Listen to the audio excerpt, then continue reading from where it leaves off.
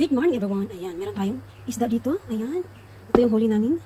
Ayan siya. And then, meron tayong kamatis, onion, spring onion, and ito, from my garden. At lagyan natin ng batong. Ang tawag yan sa ano? Basta batong. Snake beans. And then, lagyan natin ng corn para manamis-tamis.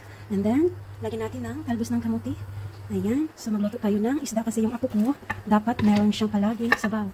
Paano lang pa? Palit lang ako ng lulutuin. Ano? Fish, beef, and pork, and chicken para hindi siya maumay. Ayan.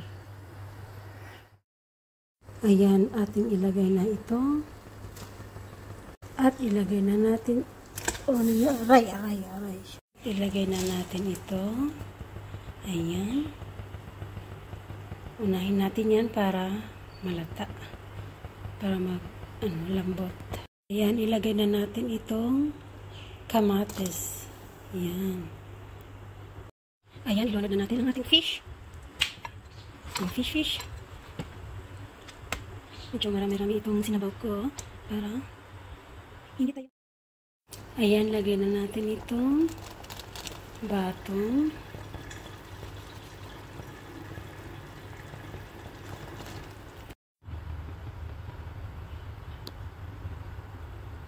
At ilunod na din natin itong talbos ng kamote. Yon. Ayan, luto na din ang ating rice. Luto na ang ating rice. Ayan. At ilunod na natin ito, spring onions. Ayan, sibuyas, dahon.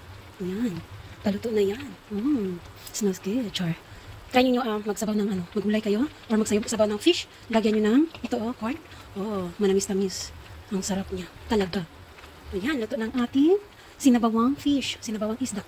Red, talbos ng kamuti, sweet corn ba yan? Yellow corn, spring onions, syempre yung fish, ayan, may lemongrass.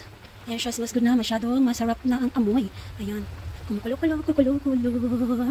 Thank you for watching. Have a good day everyone.